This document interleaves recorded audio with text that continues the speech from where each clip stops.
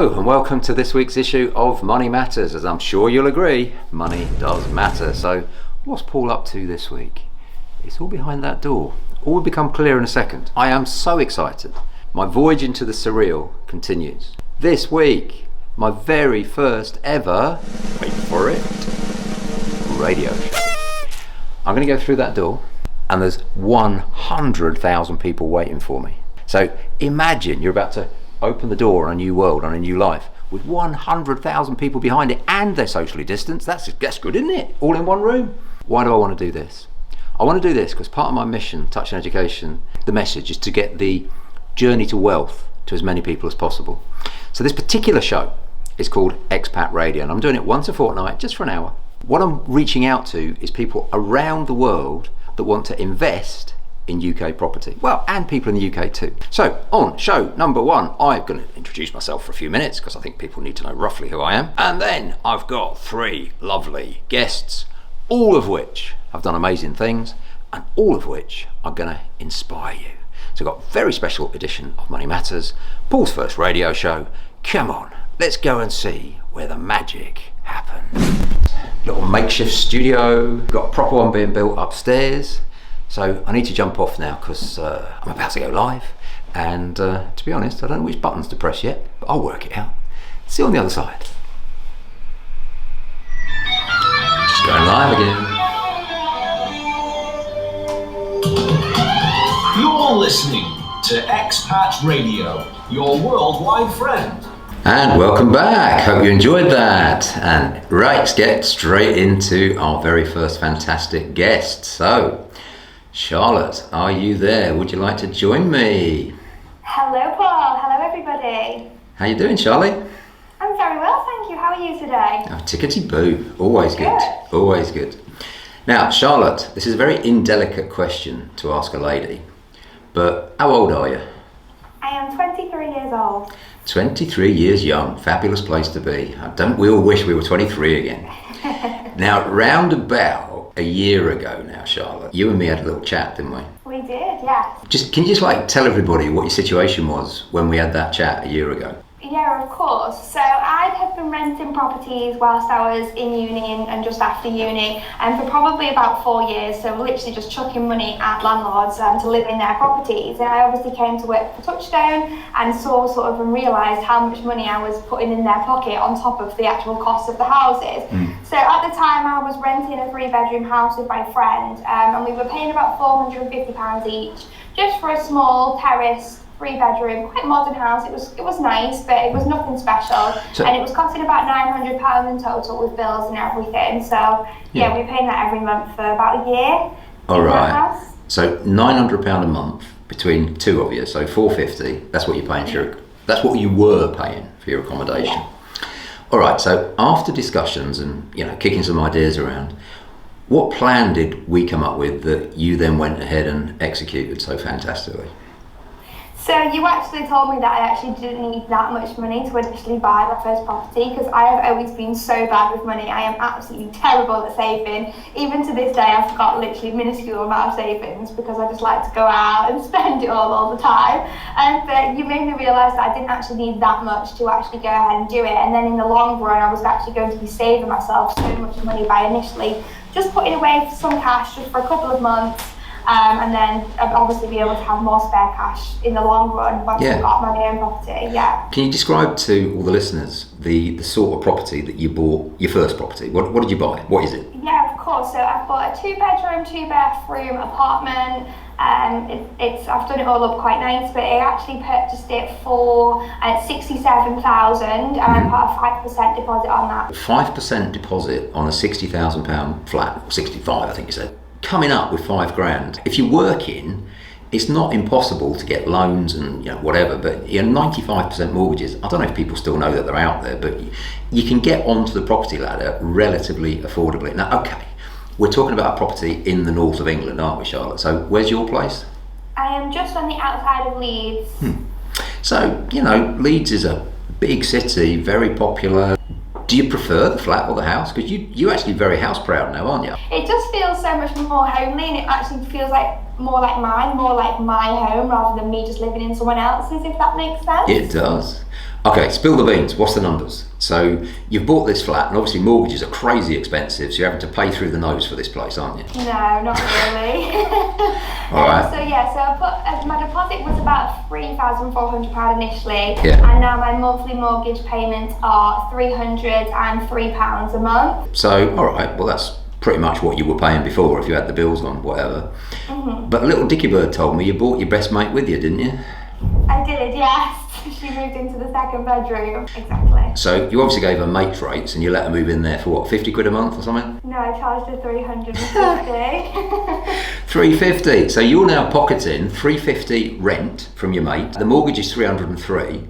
So you are getting paid £47 a month to buy a house as opposed to wasting 450 quid. Is that fair comparison? All in all, yes, pretty much. Saving lots of cash. I am so proud of you, superstar, and I have got one or two final questions for you, if that's all right, then I'll let you go. Go for it. What's your message to young people that think they can't buy a house? Well, first of all, you can, because I'm proof that you can, and I absolutely have never saved money before, so you absolutely can. Learn Sweet. about it, because it's absolutely possible, and just make a few sacrifices for just a short amount of time, and it will obviously pay off in the long run. So, yeah. Sweet. No idea if you know this or not, Charlotte, but the average age of buying your first home in the UK is 40. So you got it out of the way 17 years early, so tick in that box. So fabulous, inspirational stuff. All you 23-year-olds out there, follow that is my request, please. So Charlotte, have you chosen a piece of music? This is my all-time favourite song. It's just such a feel-good tune. It's not really an innuendo, but the song is called Sexual, and it's by Naked, so I hope you enjoy. See you later, Charlotte. Not really an innuendo. It's called Sexual by Naked. What have we got? Have we got another song called Get Your Kit Off by Right Now or something? I don't know, that's just incredible stuff. Okay, are you ready for guest number 2? You'll spot a certain theme emerging by the time we get to guest number 2, possibly guest number 3. So, Lenny, or to give you your Sunday name, Eleni, are you there? Hi Paul, can you hear me? All right, Lenny, I don't know if you heard what I was saying to Charlotte there, but I need to ask you that indelicate question. How old are you? I am 27. We had a little chat a while ago, didn't we? We did. And what have you just gone and done? I have officially gone and purchased my first property on the 23rd of November, to be exact. No, you've gone and bought a property? Yeah, can you believe it, Paul? You're crazy. What does this mean? You're now officially grown up? That's it, done, old. Childhood in the bin. But let's just go through the tale, because everyone's different, and you did a bit different to Charlotte. And you're actually the opposite of Charlotte in terms of you actually do watch the pennies, don't you? Oh, yes, very much so. You don't like So going that's bananas my with the side. cash. What had you been doing for a number of years? Where had you been stashing your pennies? Obviously, I was just saving my money in a normal savings account, and then obviously started thinking about my future and stuff. And Yeah. I came across this thing called Help to Buy, Help to Buy ISA, Mm. and they explained to me that if you put so much in per month or whatever, you actually end up getting 25% of what you put in back. And I was like, oh. And well, yeah, hopefully you got 100% of what you put in back plus a 25% bonus. Over how many years did you save up how much cash? So I opened my ISA 2 years ago, something All like right. that, 2 or 3 Sweet. years ago. Yeah, and then that allowed you effectively to, so just 2 years, for goodness sake. It's not long, is it, really, in the scale of things? Do you mind sharing like what you've bought, how much it costs, how much deposit you had to put down, Lenny? Absolutely, yeah. So my lovely property is a 2-bed, semi-detached. It's got a bit of a cottagey feel to it, so I really am in love with the cottages and things like that. So yeah, 2-bed, semi-detached. I bought it for £87,000. Now because of COVID, they were asking for a little bit more of a deposit, so I had to put 15% deposit on there for the property. So I had to put in total with everything, fees and everything, 13,000. 13,000. Well, okay, but you said you saved that up over 2 years. Yeah. And I guess, a lot of people are thinking 13,000, how the hell do you save that up over 2 years? Well, I mean, you can. I know you can, because I was doing stuff like that at your age. You just look, everybody that's listening to this, at what you're spending. How much you spend on your car. Have you got a car loan? So, just maybe look at your habits, everybody. And I'll tell you another one, Costa Coffee. or Starbucks, whatever. People burn money in those sorts of places. So anyway, you've saved all that cash, you've done this, you've done that, but you had a wobble, didn't you? We had to help you with a little wobble because you nearly didn't buy it. Yes. Yeah, so I was very, I was like, oh, okay, it is the investment. I've spent all that time saving, etc. At that particular house, there was about 6 bidders on there, and there were 6 offers. And there was the offer on there, and it was for 85. Yeah. And I said to Abby, one of my manager here at Touchstone, I said, I can't do it, Abby, it's done, it's 85, I can't go back more than 85. She says, why? What's your issue? I said, well, it's just too much, isn't it? She's like, Eleni, it's £2,000. Is this the house that you want? Yeah. I was like, it really is. Right, that's it, you're doing it. So I went in and I put in the offer, and I nearly didn't for just the sake of £2,000. So there you go. Are you glad you got some workplace bullying? Yeah, I was 100%, and it was amazing just to have that support and being just constantly surrounded by it though as well, Paul. But yeah, I can't tell you how happy I am right now with it all. It's changed my life. So I am so proud of you, little Lenny. It's absolutely fantastic to see what the lovely crew are doing. So hope you're finding this inspirational out there in XPat Radio land. Lenny, what would you say to anybody that's kind of, can I buy my first house? Can I afford it? Oh my God, the price is 2,000, 3,000, 5,000. Oh no, I'm going to walk away from my dream home. What would you say? Yeah, don't let the financial side put you off. It is doable, and I can guarantee that the rewards that you feel when you do have your first property is unreal. Not only what Charlotte was saying, it feels like it's your own home, you can do what you want, your own terms, but think about the future. I know that property, again, being with the people that I am here, I knew that property was actually worth 90,000 before I even bought it, before I even do it up, and I know that, if I want to move on, and it's going to be a lifelong investment. Think about that as well. Think about how important it is to your future, and what buying that first house can really do for your future. That's mad. That's the Barnsley Greek who nearly didn't buy the house because she's so tight she didn't want to spend £2,000. We are going to invite guest number 3, which is, if you haven't worked it out by now, see if you can join the dots up, the lovely Emily. Are you there, Emily? Hello, Mr. Smith. How are you doing? Tickety-boo, like I said before. How are you? I am very well, Paul. Excited to be here. So hello to, bonjour to France. Hello, guys. All right. So are you up for the same indelicate question I've been asking the rest of the ladies, which is, namely, how old are you? Oh, I suppose I have recently had a birthday and I have just turned 26. 26, blimey. Am I right in saying that you have just recently made a decision? I have made a decision, yes, Mr. Smith. Okay. What's your decision, Em? I am now going to be buying a property on my own. So yeah, I'm going for it. Sweet. So what kind of property you got your eye on and whereabouts? So I've had a little bit of a journey with this, really. So I was originally looking to purchase something that was ready to move into. I was looking at a nice 3-bed, and then I had a conversation with yourself in terms of where could I make the most return. So I'm now actually looking at a property I could purchase and that I could do up myself to make some profit on. So I'm looking at a bit of a smaller investment opportunity. Mm-hmm.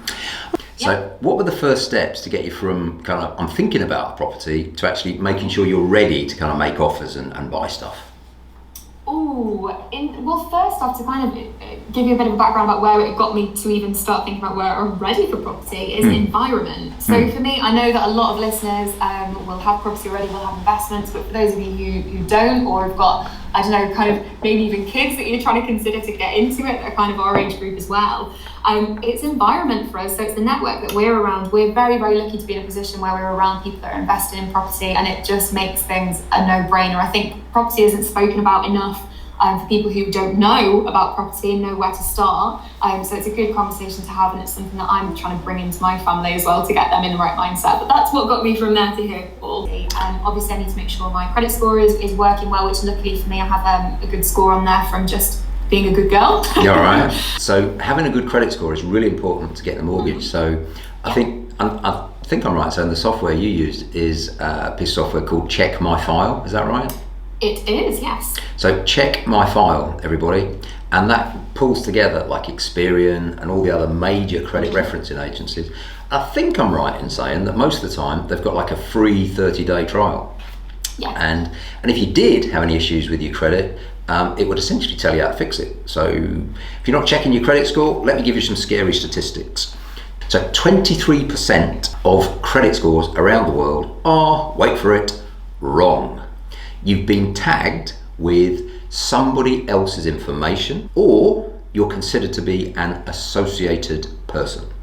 So if, for example, up until, perhaps you'd been in a relationship, you'd been sharing an address, you then split up, and that other person then went on to get a Duff credit score, you would be considered to be an associated person. So that's an example. Something I've got to watch out for as a landlord, I've got quite a few properties, and if any of the properties that I've got let out to tenants, if any of those tenants get a credit score, which I've got to tell you is like most months, that credit score gets associated with me because I own the property.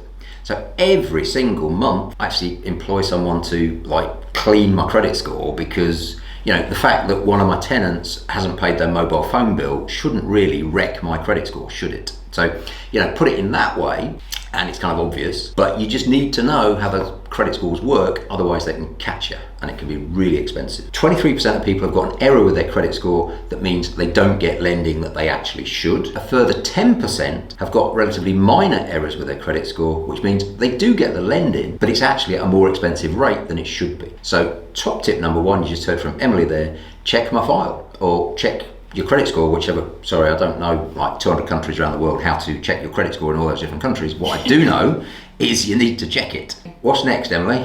I need to find myself a deal, Paul. I need to find myself a deal. Perfect. You're a young professional, very, very professional, and like all of my guests today, very, very lovely. So we are, heading towards the end of the year. What's your property ambitions for 2021? What's your New Year's property resolution? My property ambitions are, I want to keep it rolling. So one thing I always fall foul of, and this year I have really told myself off for, is procrastination. There's always something that gets in the way that's more important, and at the end of the day there's nothing more important than kind of echoing what Lenny said, but me and my future as well. So I want to keep traction. So when I do my first one, it's not going to be my one for the year, it's going to be the first of the year. So that is my goal for 2021. Love it. You're going to get yourself a home and an investment property. And I always put on, this is a song that brings me back to investing some money, to doing all stuff that is important. So this song is called Stack It Up, and it is by Liam Payne. So enjoy, everybody, and I hope it becomes your anthem. Thanks, Emily. See you later. To be fair, Emily, that's the tune. Okay, so you saw that little glitch in the middle. The host dropped out, but we just cracked on. We didn't know if we should or we shouldn't, but we did. So really hope you enjoyed that edition of Money Matters. So that, my friends, is a wrap. And by the way, if any of you would like to take advantage of that offer I made to all lovely people on XPat Radio, all you need to do is text 88802. Boom. We're going to come back right at you with a pile of information. So that's just text the word invest to 88802. As you know, as always, you've been wonderful. I've been Paul. See you next time.